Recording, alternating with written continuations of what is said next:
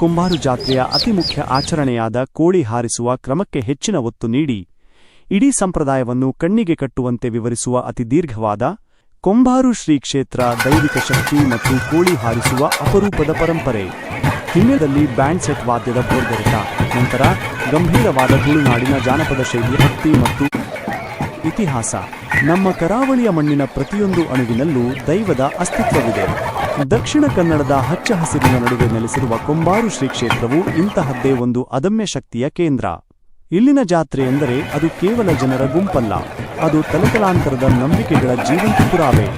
ಶಿಸ್ತು, ಸಂಪ್ರದಾಯ ಮತ್ತು ದೈವಿಕ ಶಾಸನಗಳ ಅಡಿಯಲ್ಲಿ ನಡೆಯುವ ಈ ಉತ್ಸವವು ಭಕ್ತರ ಪಾಲಿಗೆ ಒಂದು ಮಹಾಪರ.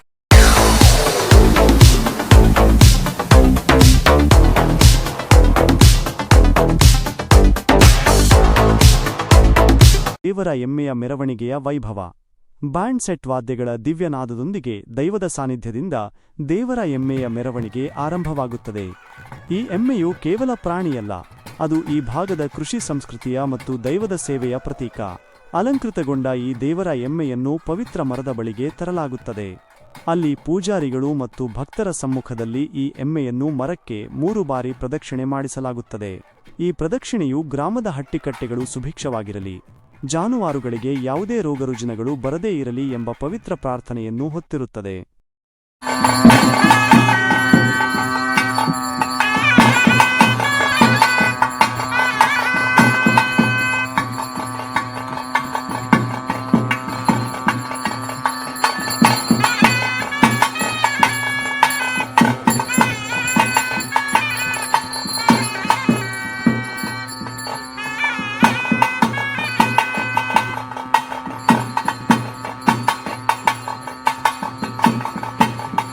ಕೋಳಿ ಹಾರಿಸುವ ವಿಶಿಷ್ಟ ಸೇವೆ, ನಂಬಿಕೆಯ ಹಾರಾಟ. ಈಗ ಬರುವುದೇ ಈ ಜಾತ್ರೆಯ ಅತ್ಯಂತ ರೋಚಕ ಮತ್ತು ವಿಶಿಷ್ಟ ಘಟ್ಟ, ಕೋಳಿ ಹಾರಿಸುವ ಕ್ರಮ. ಇದು ಕೇವಲ ಒಂದು ಆಚರಣೆಯಲ್ಲ, ಇದು ಭಕ್ತನ ಹರಕೆ ಮತ್ತು ದೈವದ ಒಪ್ಪಿಗೆಯ ನಡುವಿನ ಸಂವಹನ.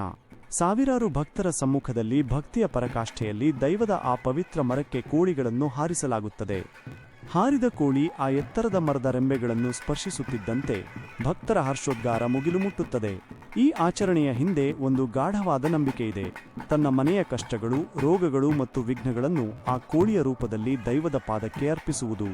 ಮರಕ್ಕೆ ಹಾರಿದ ಕೋಳಿಯು ದೈವವು ಭಕ್ತನ ಹರಕೆಯನ್ನು ಸ್ವೀಕರಿಸಿದೆ ಎಂಬುದಕ್ಕೆ ಸಾಕ್ಷಿಯಾಗುತ್ತದೆ. ಈ ದೃಶ್ಯವಂತೂ ನೋಡುಗರ ಮೈಮನ ರೋಮಾಂಚನಗೊಳಿಸುತ್ತದೆ. ಪೂಜಾರಿಗಳು, ಮಲೆಕೊಡಿ ಜನಾಂಗ ಮತ್ತು ಬೆತ್ತದ ಗಾಂಭೀರ್ಯ. ಈ ವಿಧಿವಿಧಾನಗಳನ್ನು ಅತ್ಯಂತ ಶಿಸ್ತಿನಿಂದ ನಡೆಸಿಕೊಡುವವರು ಕ್ಷೇತ್ರದ ಪೂಜಾರಿಗಳು, ಆಡಳಿತ ಮಂಡಳಿಯವರು ಮತ್ತು ಪ್ರಮುಖವಾಗಿ ಈ ಮಣ್ಣಿನ ಪುತ್ರರಾದ ಮಲೆಕೊಡಿ ಜನಾಂಗದವರು. ಸಾಂಪ್ರದಾಯಿಕ ಉಡುಗೆಯಲ್ಲಿ ಅತ್ಯಂತ ಗಾಂಭೀರ್ಯದಿಂದ ಕೈಯಲ್ಲಿ ಪವಿತ್ರವಾದ ಬೆತ್ತವನ್ನು ಹಿಡಿದು ಇವರು ಮರಕ್ಕೆ ಪ್ರದಕ್ಷಿಣೆ ಹಾಕುತ್ತಾರೆ. ಈ ಬೆತ್ತವು ದೈವದ ಶಕ್ತಿಯ ಸಂಕೇತ, ನ್ಯಾಯದ ಸಂಕೇತ. ಮಲೆಕೊಡಿ ಜನಾಂಗದವರ ಮತ್ತು ಪೂಜಾರಿಗಳ ಆ ಹೆಜ್ಜೆಗಳಲ್ಲಿ ಒಂದು ದಿವ್ಯವಾದ ಅಧಿಕಾರ ಮತ್ತು ಭಕ್ತಿಯ ಸೆಲೆಯಿರುತ್ತದೆ. ಶನಿ ಪ್ರಭಾವ ಮುಕ್ತಿ, ಬೆತ್ತದ ಪ್ರಸಾದದ ಪವಾಡ. ಜಾತ್ರೆಯ ಮತ್ತೊಂದು ಅಚ್ಚರಿ ಎಂದರೆ ಮರದ ಬುಡದಲ್ಲಿ ಸಿಗುವ ಬೆತ್ತದ ಪ್ರಸಾದ. ಇಲ್ಲಿ ಭಕ್ತರು ಪೂಜಾರಿಗಳಿಂದ ಬೆತ್ತದ ಪೆಟ್ಟನ್ನು ಪ್ರಸಾದವಾಗಿ ಸ್ವೀಕರಿಸುತ್ತಾರೆ. ಲೋಕದಲ್ಲಿ ಪೆಟ್ಟು ಎಂದರೆ ಶಿಕ್ಷೆ, ಆದರೆ ಕೊಂಬಾರಿನಲ್ಲಿ ಅದು ರಕ್ಷೆ. ಈ ಪವಿತ್ರ ಬೆತ್ತದಿಂದ ಪೆಟ್ಟು ತಿಂದವರಿಗೆ ತಮ್ಮ ಮೇಲಿರುವ ಶನಿಯ ಪ್ರಭಾವ, ಶನಿ ದೋಷ ಕಡಿಮೆಯಾಗುತ್ತದೆ ಎಂಬ ಅಚಲವಾದ ವಿಶ್ವಾಸವಿದೆ.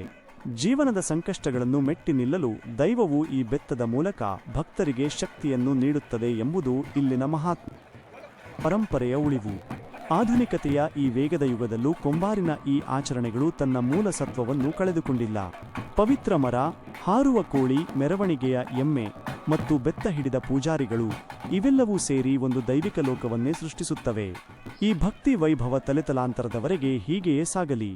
ಕೊಂಬಾರಿನ ದೈವದ ಕೃಪೆ ಸದಾ ನಮ್ಮ ಮೇಲಿರಲಿ.